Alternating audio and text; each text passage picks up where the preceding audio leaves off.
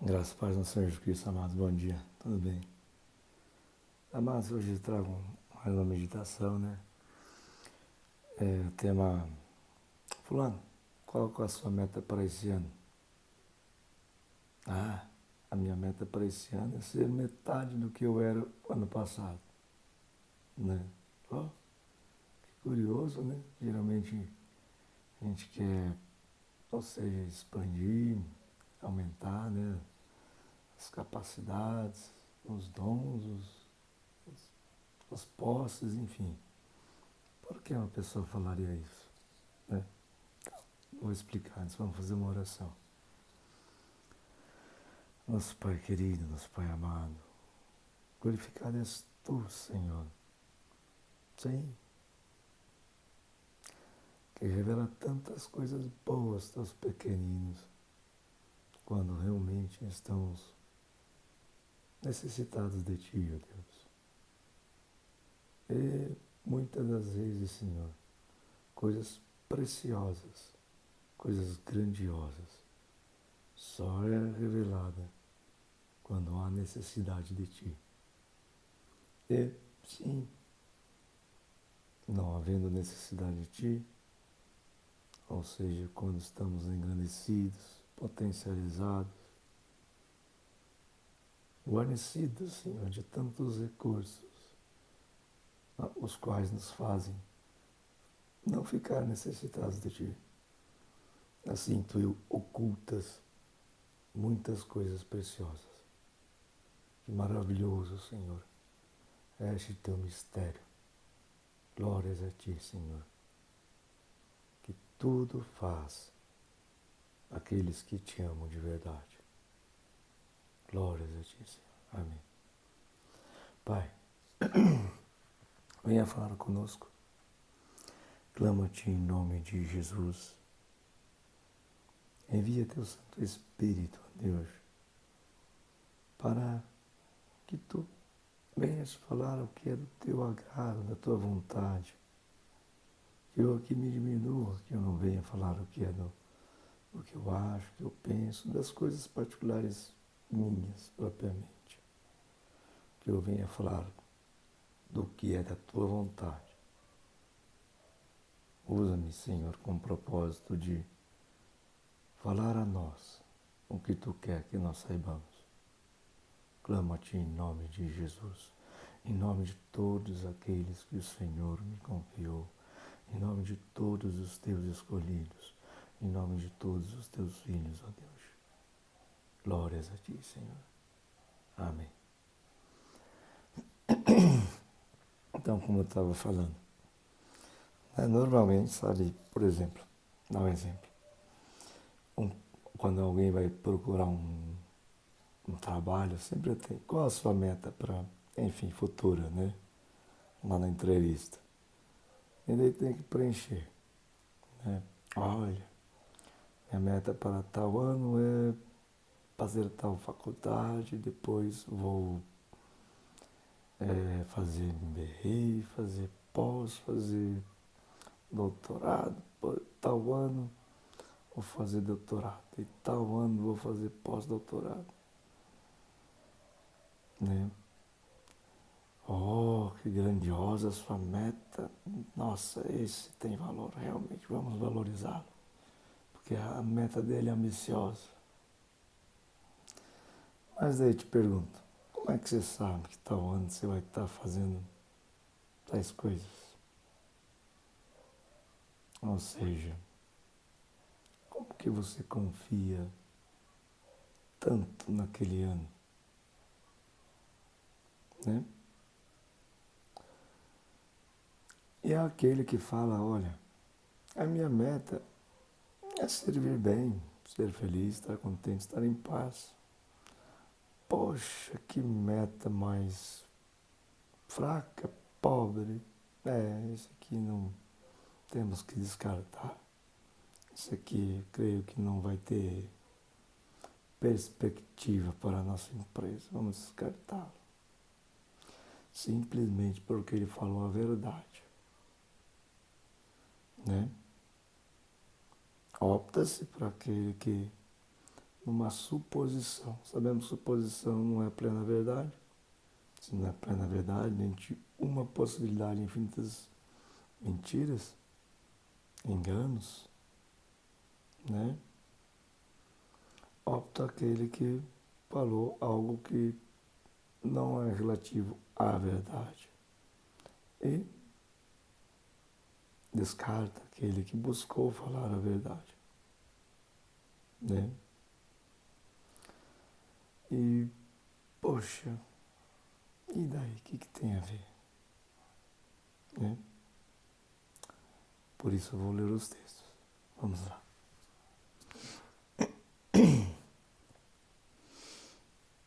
Vamos iniciar aqui. Mateus.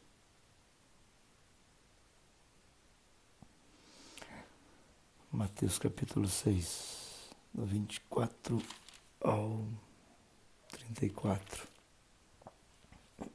Está intitulado Dois Senhores. Ninguém pode servir a dois senhores, porque ou irá odiar a um e amar ao outro, ou irá se dedicar a um e desprezar ao outro. Vocês não podem servir a Deus e as riquezas. Por isso digo a vocês, não se preocupem com a sua vida, quanto ao que irão comer ou beber, nem com o corpo, quanto ao que irão vestir. Não é a vida mais do que o alimento, e não é o corpo mais do que as roupas. Observe as aves do céu, que não semeiam, nem colhem, não ajuntam em celeiros. No entanto, o Pai de vocês que está nos céus,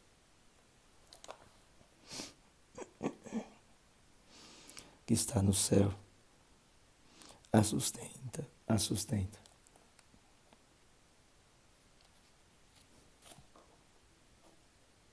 Perdão, deixa eu ver. Será que vocês não valem muito mais do que as aves?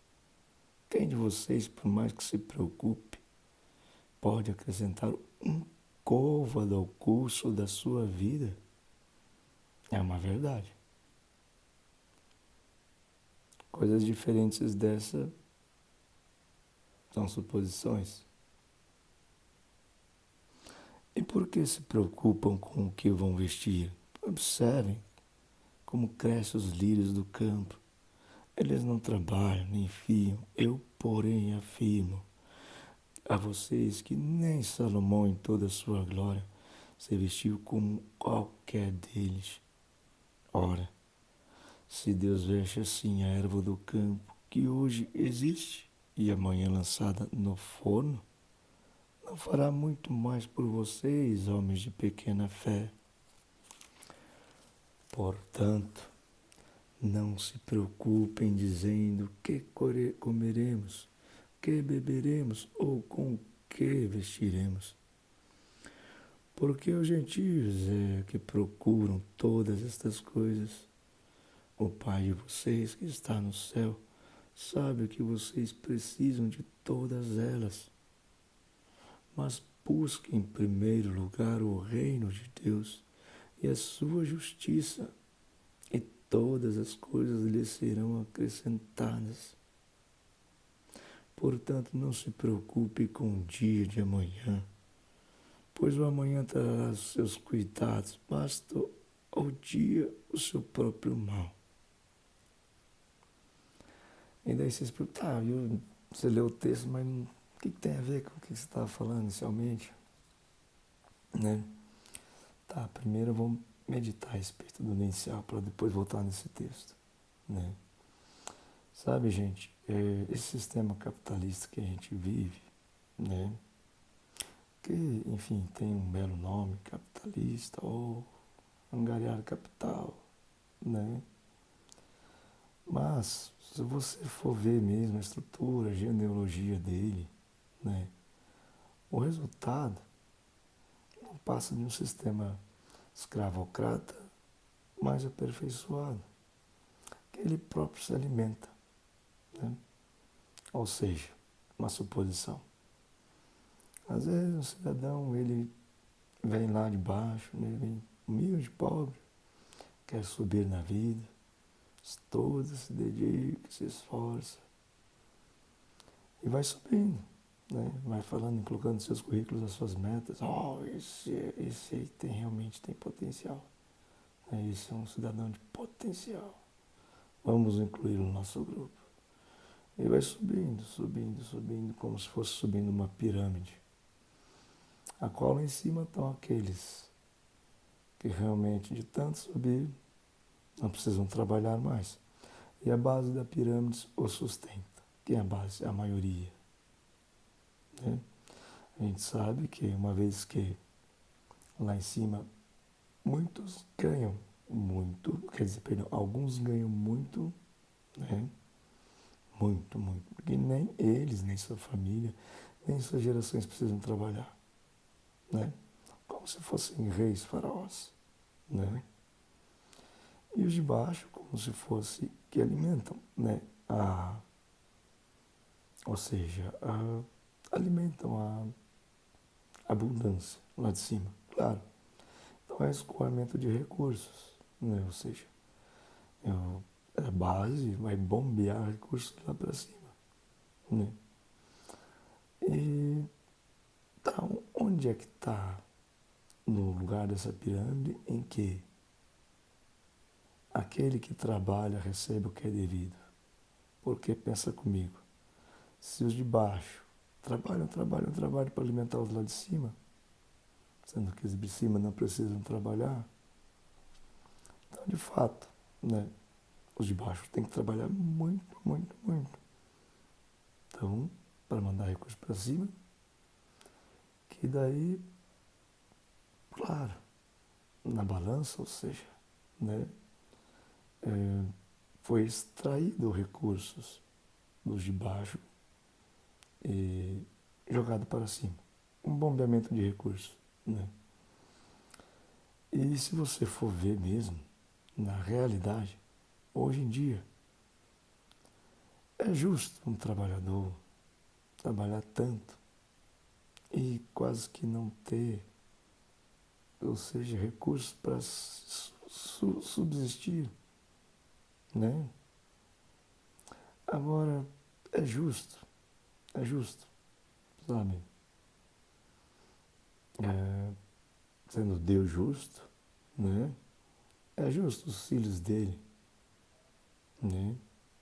Servirem, trabalharem tanto, sendo que não conseguem usufruir dos recursos que o próprio Pai os deixou para viver como se fosse num paraíso.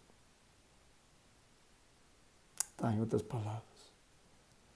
É justo um cidadão que trabalha a vida inteira, nunca foi no restaurante, nunca foi no hotel, nunca teve uma viagem. É justo, né? Enfim, muitos podem falar, não estou entendendo nada. Tá, eu vou no decorrer desse vídeo vocês vão estar entendendo, né? Assim, vou contextualizar. Chegamos ao auge da tecnologia, ao auge do conhecimento, ao auge de potencializações para ganhos de capital. Ou seja, em resumo, vou contar só uma historinha. Quando eu tinha lá uns, acho que 12 anos, eu estava, não sei que idade, mas eu contava na sexta série, por exemplo, né? Lá tinha o tema redação. E um dos temas de redação, que era muito focado naquela época, era tecnologia. Olha, a tecnologia vai vir, vai ser muito bom, porque o homem vai trabalhar menos, e o robô, a máquina, vai trabalhar no lugar do homem, e o homem vai poder aproveitar a vida. Já se passou uns 30 anos. E agora eu pergunto, será que isso foi uma verdade? Ou foi uma boa ideia, um bom ideal, ao ponto de que talvez se trabalhe mais do que antes e se usufrui menos da vida. Poxa, mas a tecnologia não veio. Potencializou a fabricação e em consequência também a venda, o comércio. Ué, mas se aumentou em muito, por que não se vive? Aí a questão. Talvez os recursos a qual era para se viver foi extraído ao ponto de que não se consegue viver, né? Se trabalha mais, se vive menos. Então, gente, se temos o que? Os recursos necessários para a subsistência aquém de digna,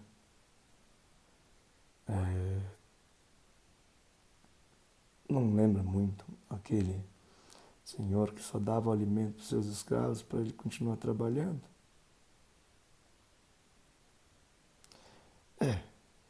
Me parece algo muito semelhante, né?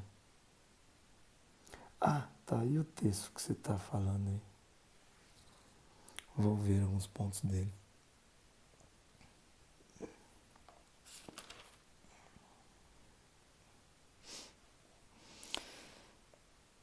Vou ler mais, que eu quero chegar ao foco. Esse texto é muito conhecido, né, gente? É muito conhecido esse texto. Então não vou falar muito a respeito, ele é muito claro na mente de todo mundo, né? Mas vou ler um texto, uma parte que quero chamar a atenção a respeito.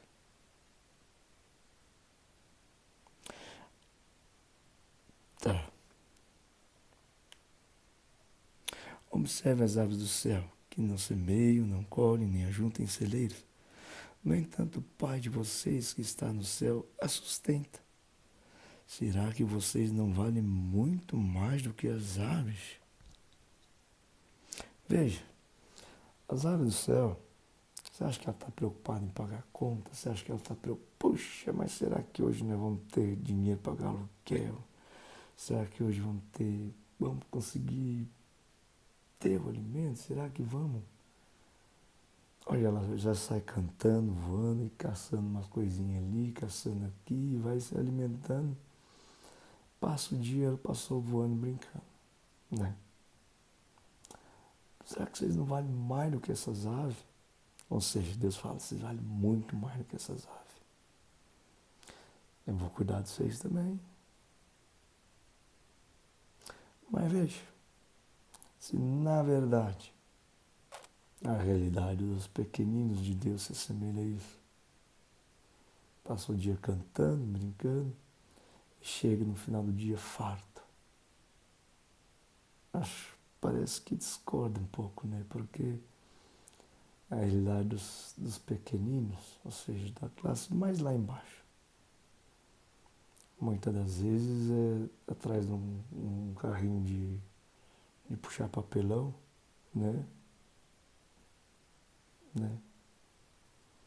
Não sei, às vezes passa cantando, mas talvez ele gostaria de estar em um lugar melhor, né? Ou seja, e no final do dia ter uma refeição melhor, né? Então parece meio desconecto. Poxa, mas Deus não falou que queria cuidar? Sim, sim.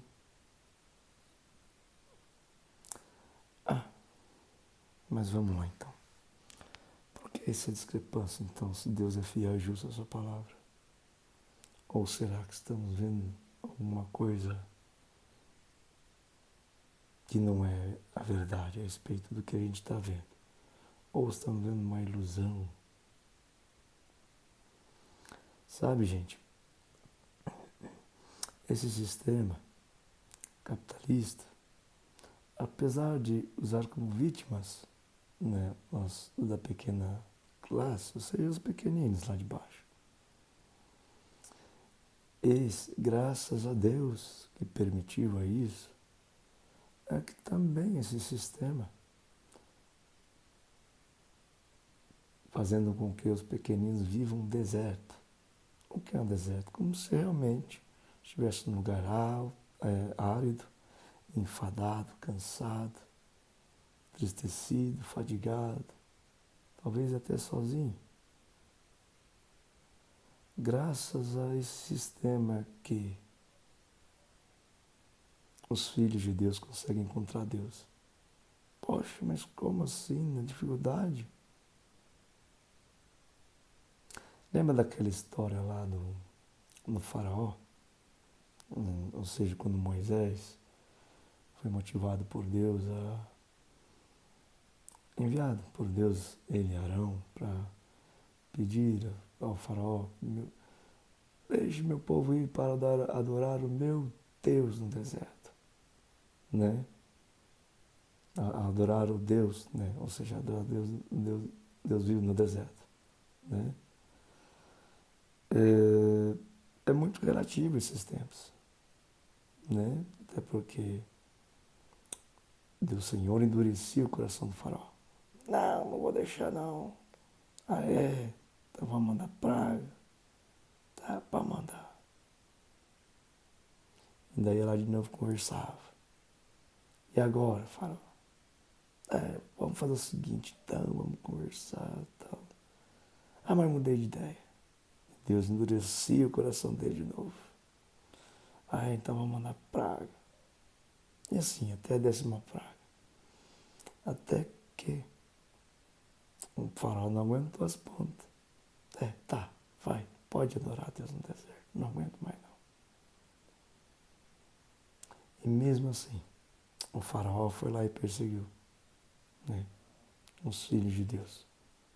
Ao ponto que eles se deteram diante do mar e Deus abriu o mar. Quem abriu o mar? Deus. O povo de Deus passar. É onde está a divisão lá. Onde o povo de Deus passa, o mar vermelho, e o povo do faraó morre no meio do mar, quando as águas se fecham em cima deles, né? E, puxa vida, agora se complicou mais, eu não estou entendendo nada. Tá, vou explicar. Tá, o que eu estava falando de deserto? Gente, é bem certo que toda a Sagrada Escritura, Deus se manifestou na necessidade, no deserto. Todos os milagres ocasionaram na necessidade, no deserto, né? Gente, se tem muitos, sabe, sofrendo desertos por conta desse sistema capitalista, ganancioso, opressor, glória a Deus.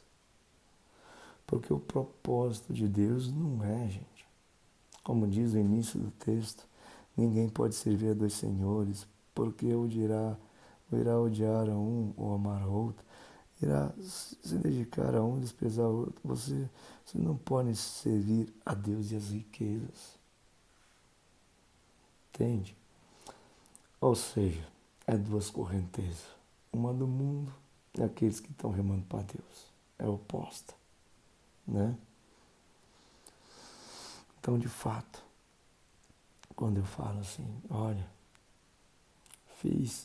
fala a verdade, tá? Seja humilde. Fica pensando lá na frente, não, em se engrandecer quanto mais e mais. Porque Deus opta por aquele que fala a verdade humildemente, né? No sentido que você só vai encontrar Deus, gente, na humildade. E daí? E daí o quê? Vamos perguntar, para que nós viemos aqui? Para que você existe? O que é para você estudar, casar, ou seja, estudar, fazer uma faculdade, casar, criar os filhos, comprar uma casa na praia e morrer? Não, você não veio para isso aqui nesse planeta. Você veio para ser escolhido por Deus para morar com Ele.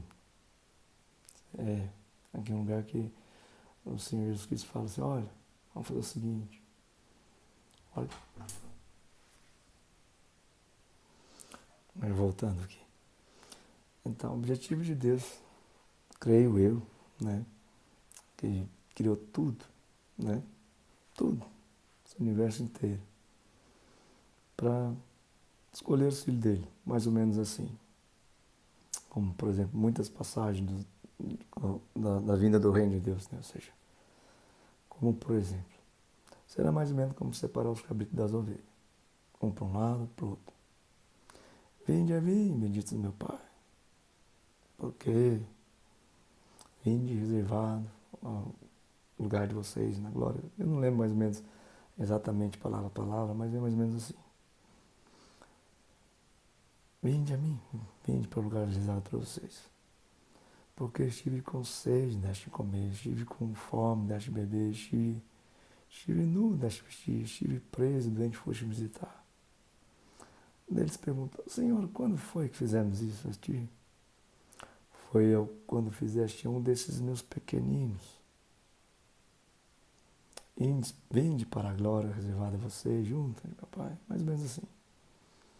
E outro povo fala, apartai-vos daqui, malditos. Porque estive com fome, não me deste comer, estive com sede, não me deste beber, estive nu, não me deste vestir, estive doente, preso, não foste visitar. E para o lugar reservado para vocês no fogo. Senhor, mas quando foi que não fizemos isso a ti? Foi quando não fizeste um desses meus pequeninos. Pois tudo que você faz a mim, você faz esses pequeninos. Tudo que você não faz a mim, tudo que você faz esses pequeninos, você faz a mim. E tudo que você não faz esses pequeninos, você não faz a mim. Veja. Olha. Como olhar então aqueles pequeninos na base da pirâmide lá? Como ver eles? E colocar o lugar deles nesta parábola aí.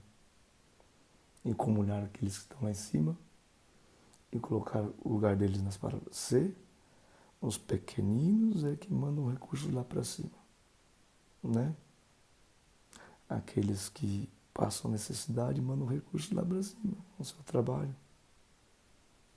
né? Então aí uma separação, gente, né? Tá.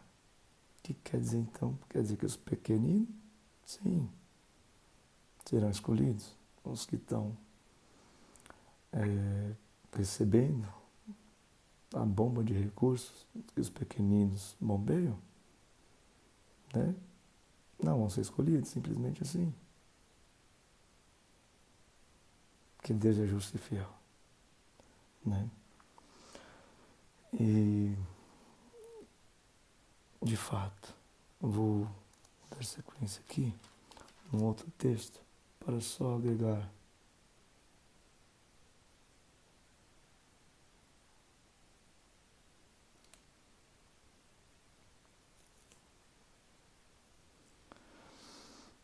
valor, né? Olha, gente, eu não estou falando que todo mundo que é pobre que vai herdar no reino do céu, não. Tá? Assim como naquela cruz tinha um bandido que também estava arrebentado, mas se achava orgulhoso. Então o quesito não é ter escassez de recursos, é humildade, né? E a gente sabe, gente, que assim como a gente vai lendo o texto, Deus revela face humilde. Não tem como você querer ter um relacionamento com Deus sendo orgulhoso, né? Tá, se você falou que tem que ser humilde, mas quem tem recursos não pode ser humilde? Pode, mas é difícil. Poxa, mas por que é difícil? Sabe, talvez a palavra recurso não quer dizer dar dinheiro, né? Porque dinheiro passou de ser um parâmetro de solidariedade, por exemplo, né? Às vezes eu dou um restinho que está me sobrando lá, sacrifício, que nos leva a uma purificação interior, nos tornar humilde, talvez é dar tudo o que tem. Poxa, mas tudo. Como, por exemplo, aquela viúva que tinha, aquela senhorinha que tinha uma moedinha só.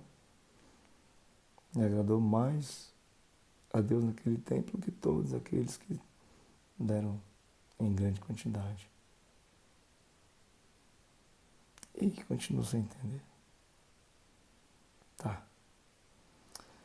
Vou fazer um resumo mais ou menos assim. Sabe, gente? O relacionamento com Deus não é um relacionamento superficial. Haja vista que a Sagrada Escritura nos fala. Amar a Deus sobre todas as coisas, com toda a tua força, com tudo. Todo o teu coração. Na verdade é isso que Ele quer. Todo o teu coração, não quer dinheiro, não. Né? E normalmente esse relacionamento, gente, tem que ser experienciado. Não pode ser algo virtual. Poxa, mas não estou entendendo nada que você está falando. Vou contar mais uma história. Vamos supor. Vamos supor que... Sabe que criança, ela tem, vamos supor, uma criança lá nos seus 3 anos, 4 anos, tem seus brinquedos, né?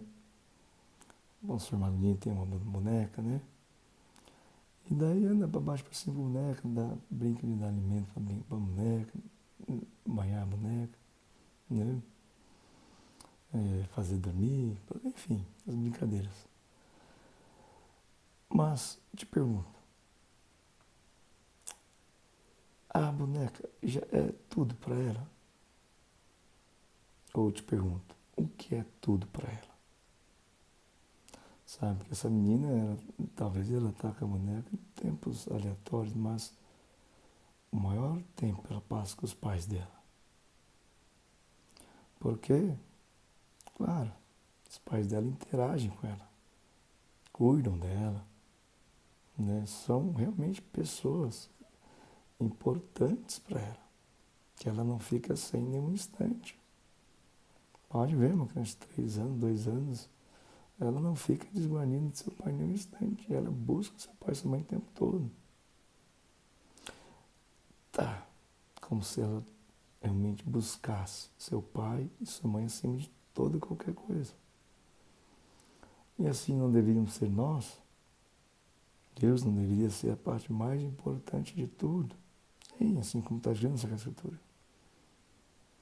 Mas não é que muitas das vezes tratamos como um boneco, no sentido de que, não estou falando algo de idolatria, tá? Estou dando um exemplo fictício aqui, só para meditar a respeito da ideia, tá?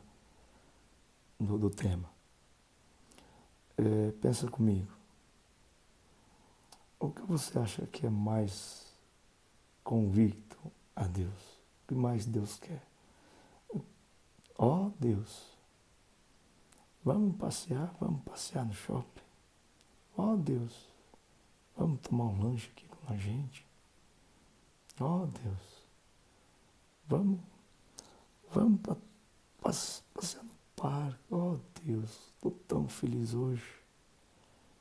Estamos no aniversário aqui, tá a coisa mais gostosa. Obrigado, Deus.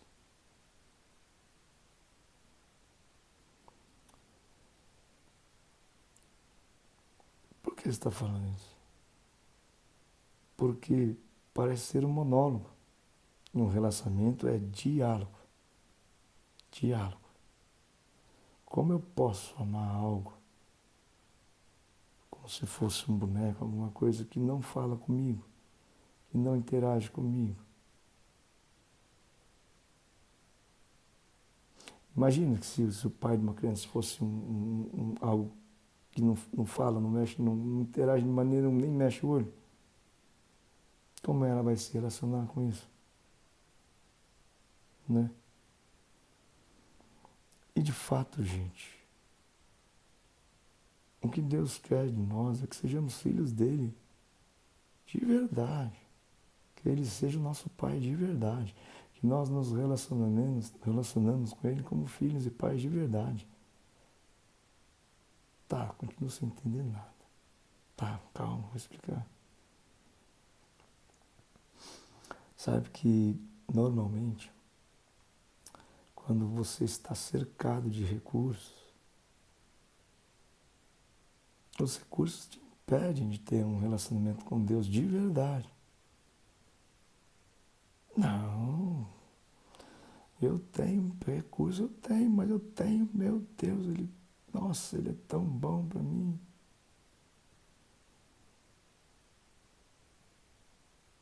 Ele me dá uma tranquilidade, me dá uma paz.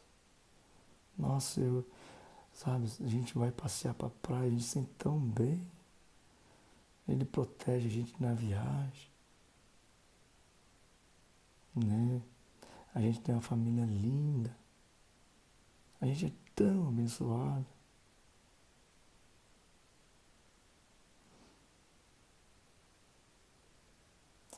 Sabe? Às vezes a gente pensa Deus voltando só no provimento.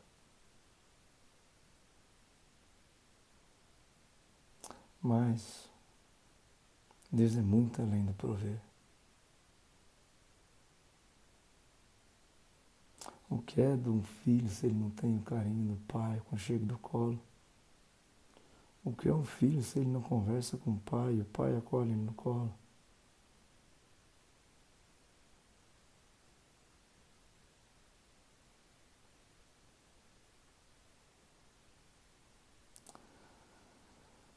Sabe, gente, que muitas das vezes a experiência íntima com Deus é quando você fala com Ele e Ele responde você de forma tão direta naquilo que você falou, no sentido que, vamos só dar um exemplo, muitos daqueles que têm uma experiência com Deus sabem que foi sim na necessidade, na dificuldade, na dor, no início, e às vezes continua sendo. Sabe que quando via sua geladeira se esvaziando, e já conversando com Deus, se preocupando, e quando chegava o último ovo na geladeira, só tinha água e ovo. Pai, a gente confia em você. A gente sabe que você é fiel, Pai. Eu sei que você vai prover. Glórias a Ti, Senhor. Gente, instantes depois, aparece aquela cesta básica, aquela resposta direta àquela oração, né? Claro, isso te faz ter uma intimidade de relacionar com Deus, sim, que Ele está escutando e que Ele responde você de forma direta, não é com objeções, com suposições, como, acho que foi Deus. Não, foi a mão de Deus certamente. E não somente assim, mas na proteção, na doença, sabe? Assim, é bem certo que Deus permite que estejamos no deserto para experienciar a necessidade, para assim termos realmente um relacionamento direto com Ele. Não passando por intermediários, não passando por suposição. Um pai cuida do seu filho de verdade diretamente. Não passa por uma babá, não passa por um tutor, é direto. O pai, enfim, tratando-se de Deus, cuida diretamente dos seus filhos.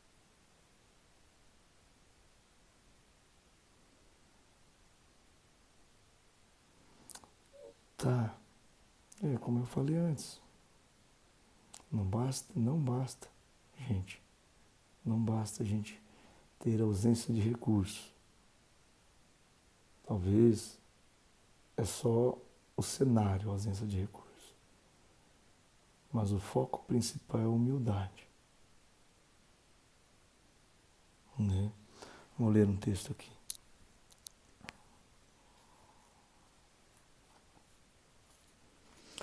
Está lá em 2 Pedro, capítulo 5, do 5 ao 6. Peço igualmente aos jovens, estejam sujeitos aos que são mais velhos, que todos se revistam de humildade no trato de uns com os outros, porque Deus resiste aos soberbos, mas dá graça aos humildes. Está uma busca enfurecida pela graça? Está aí o recado. Aos humildes. Portanto, humilhem-se debaixo da poderosa mão de Deus, para que Ele, em tempo oportuno, os exalte.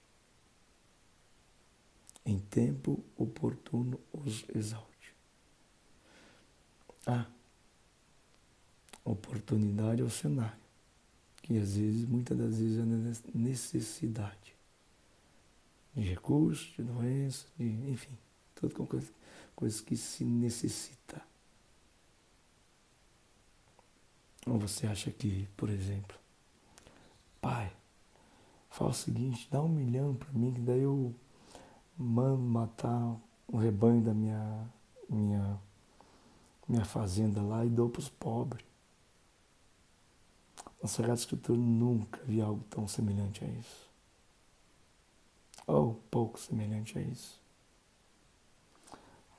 Vou ler aqui algo que é o que é comum, tá? Na Sagrada Escritura a respeito do provimento de Deus.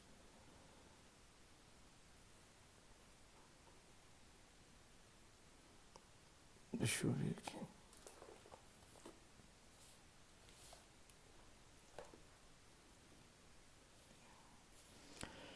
Uma história muito conhecida também, a respeito de provimento. Está lá em 2 Reis, capítulo 4, do 1 ao 7. Certa mulher, viúva, de um dos discípulos dos profetas, clamou a Eliseu dizendo: o meu marido, servo, está morto, e o Senhor sabe que esse seu servo temia o Senhor Deus, mas veio o credor para levar os meus 2 filhos como escravo. Veja para uma mãe, por falta de recursos, seus filhos saindo de casa como escravo. Não é dolorido? Não é angustiante? Não é um deserto?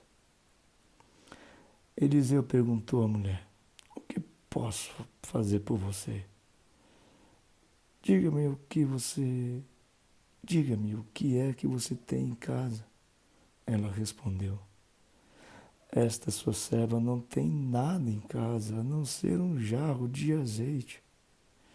Então Eliseu disse: vá, peça emprestadas vasilhas a todos os seus vizinhos, vasilhas vazias, muitas vasilhas. Depois entre em casa, feche a porta atrás de você e dos seus filhos e derrame o azeite em todas aquelas vasilhas. Ou seja, ela tinha 1 litrinho de azeite, trouxe várias vasilhas e daí derramou, foi derramando aquele litrinho de azeite em todas as vasilhas. Ou seja, derrame azeite em todas aquelas vasilhas. Ponha à parte as que forem ficando cheias. Ponha à parte, mas separando as que forem cheias. A mulher foi embora dali, ou seja, diante dessa recomendação do profeta, né? Tá. A mulher foi embora dali e fechou a porta atrás de si e dos seus filhos. Estes lhe passavam as vasilhas e elas as enchiam. Quando todas estavam cheias, ela disse a um dos filhos: traga mais uma vasilha. Mas ele respondeu: não há mais vasilha nenhuma. E o azeite parou. Então ela foi e contou ao homem de Deus.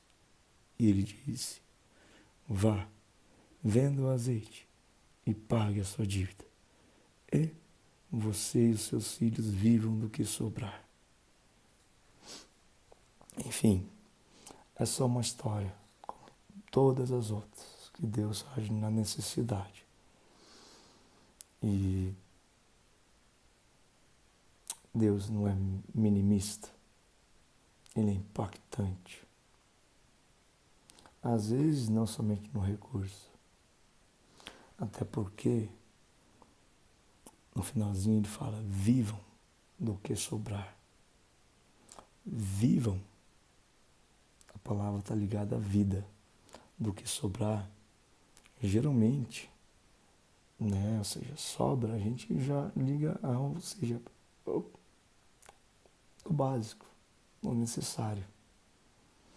Então, gente, só fechar o contexto, que vida em abundância é vida, não é recurso em abundância. E vida em abundância é dada por aquele do qual provê a vida. Qual a ordenança dele? Não sirvam as riquezas. Tá. Isso eu quero servir.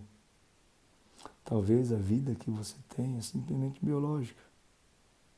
Simplesmente seu organismo funciona perfeitamente. Mas sabe-se que, sendo nós corpo, alma e espírito, temos sim para viver bem. A alma vivendo bem, sadia, nutrida, o espírito de vida. Porque se eu simplesmente tiver vida no biológico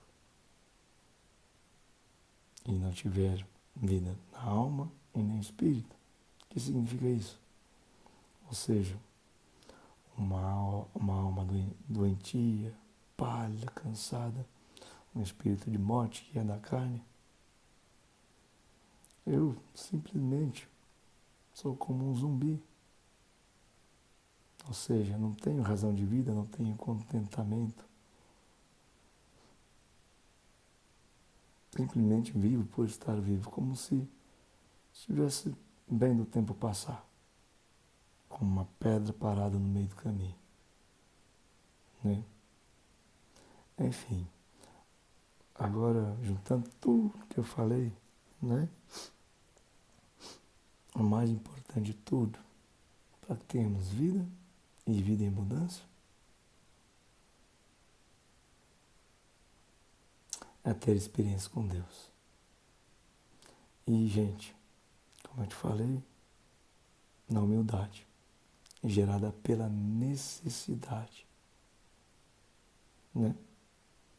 Então, se você tá aí tristinho, né? Porque, poxa, não consegue, trabalha, não consegue alimentar seus filhos, né?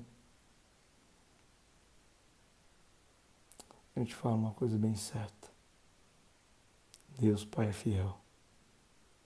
Não sabe o que Ele fala para você? O sofrimento no tempo presente não se compara com a glória que há de ser revelada nos filhos de Deus, nos pequeninos. Porque Deus, sendo justo e fiel, que proveu esse universo de recursos infindáveis, ou seja, que auto se regeneram, para que os seus filhos vivam bem. Mas ver os seus filhos sofrendo, Ele há de fazer o que é justo. Né? Ou seja, tem uma parábola que ele fala dos talentos. Por exemplo, aquele que enterrou os talentos numa conta.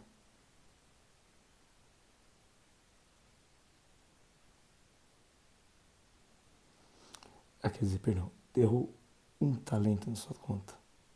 Um talento. Enterrou um talento. Ou seja, um recurso só que ele tem, que é dinheiro. A Sagrada Escritura nos fala a respeito desse talento, dessa particularidade, dessa espécie de título de pessoas. Até o que ele acha que ele tem será tirado.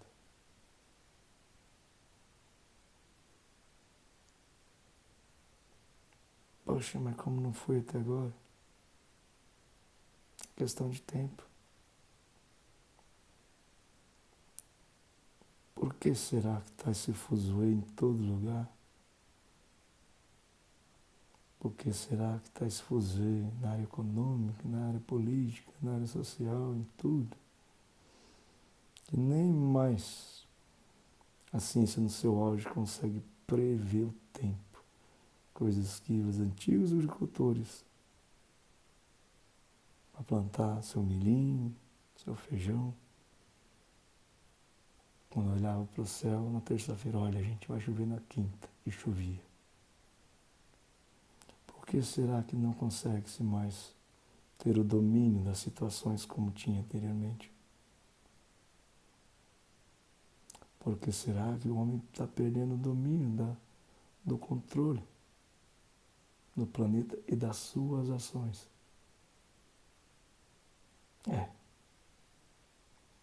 Porque o Deus Pai há de fazer, enfim, algo jus à sua promessa. O sofrimento do tempo presente não se compara com a glória que há de vir. E daí sim, ele tem que mover. Mover, né? Tanto de recursos, uma movimentação de recursos. Né? É mais ou menos isso que eu queria meditar. Incluindo essa meditação nos dias de hoje. Né? Agora eu vou fazer uma oração para encerrar. Nosso Pai querido, nosso Pai amado, nós te glorificamos, Senhor. Porque Tu és um Pai justo, fiel, que ama cada um dos seus filhinhos, os pequeninos, os humildes. Aqueles a que dia a dia Tu revela a face. Aqueles que dia a dia, quando clamam nas suas necessidades, Tu automaticamente responde, ó Deus. Glórias a Ti. Podemos contar com um Pai vivo, um Pai presente, um Pai verdadeiro, que nos protege em tudo, que nos guarda em tudo, que provê, que nos dá sim o alimento do dia. Para assim como aqueles pássaros que não se preocupam se vão ter o que comer, se vão ter o que vestir, e simplesmente vivem.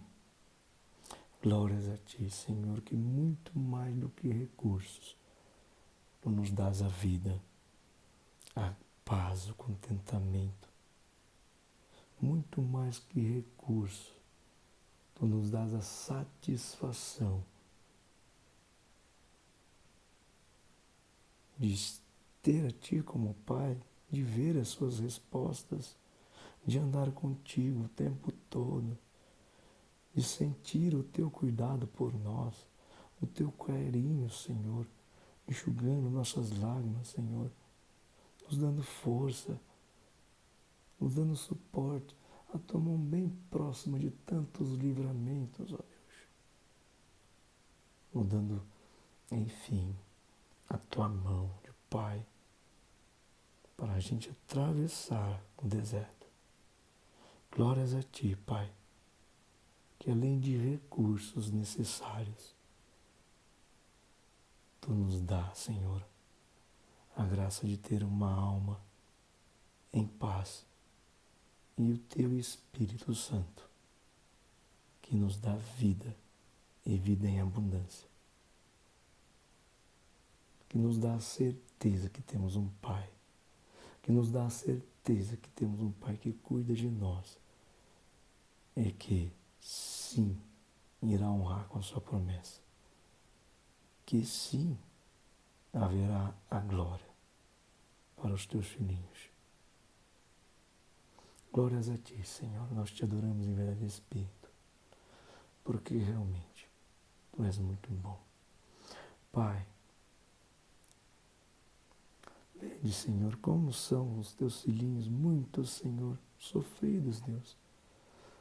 E tu mesmo disseste, Senhor, que tu dá a cruz o tamanho que a pessoa consegue carregar. Mas veja, Senhor, quantos e quantos filhinhos teus oprimidos pela ganância, pela maldade, pela crueldade. Estão quase que não aguentando, não suportando as cruzes. Estão quase que desistindo, Senhor. Tu mesmo disse, Senhor, deixe-me vir os pequeninos, porque deles é o reino dos céus, e não os impeçam de vir a mim. Vede, Senhor, o que estão fazendo para impedir os teus pequeninos de vir a ti. Estão sendo oprimidos por todos os lados, ó Deus. Vede que muitos dos teus pequeninos estão desfalecendo. Vede que a tua igreja, aquele grupo de pessoas reunidas, pelo teu propósito de fazer a tua vontade, que é amar.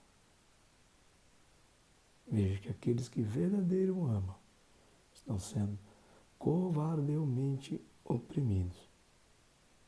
Assim testemunho, ó Deus, também a profecia de Joel, que uma vez que a igreja sua, estes, os teus pequeninos, precisariam de forças, seria enviado do céu abundantemente o teu Santo Espírito para avivar esses que estão desfalecendo, Deus. Vede, Senhor, em testemunho a tua palavra, que a tua criação estaria gemendo, angustiada, esperando a revelação dos filhos de Deus. Veja como a tua criação está gemendo, angustiada, sofrendo angústia de dores, ó Deus. Veja, Senhor, aquele que tu está criando aqui, Senhor, para estar morando contigo, a tua obra está sofrendo muito, Deus, esperando ser revelado como filho teu, para a tua glória. Em testemunho a isso, ó Deus, em testemunho que tudo isso já se cumpre, Pai. Assim, Deus, eu profetizo em nome de Jesus, que se cumpra essa profecia de Joel. Que teu Santo Espírito venha abundantemente sobre a face da terra. Em testemunho também que Cristo viria, como foi, ou seja, em espírito, através do Espírito Santo, que Cristo venha salvar os seus, conforme a tua boa, perfeita, agradável vontade. Que venha o teu mover, ó Deus, para a tua glória. E tu, sendo justo e fiel, que se cumpra a tua promessa, que estes que estão sofrendo hoje verão uma glória que não se compara, Deus. Sim, Pai, que seja feito tudo conforme a tua boa, perfeita, agradável vontade. É o que eu profetizo em nome de Jesus. Glórias a ti. Tu és um Deus maravilhoso. Amados, vou orar em línguas em testemunho. Romanos 8:26. Que o Espírito ora quando a gente não sabe o que orar. Eu não sei o que cada qual precisa em sua instância. Assim eu oro por todos, mas através do Espírito. Que, assim, Romanos 8:26, que ora em gemidos inexprimíveis. Ou seja, sons que não têm expressão. Né? Assim, Pai, que teu Santo Espírito ore em mim, para cada qual, cada filho seu, conforme o teu querer. É o que eu clamo em nome de Jesus. não é minha coisa, vai picar o tanto que não não tá. Que nem minha mabra não canore shoya lot. Ainda que entamento na miel. Chama bayuros, lagandure nu mai. Jacket oran, Cameroon relas. Jaguir orla hanwe manon. Jacuia pedor de tish. Jigone rot. Jo hai miro lot, nange melon. Yes, you moron we and tant. Shakaman twin not. Jeni camperi loralto. Teshura minuta rolat. Kama muyantaratash. Amém. Que Deus abençoe a todos em nome de Jesus. Com Deus.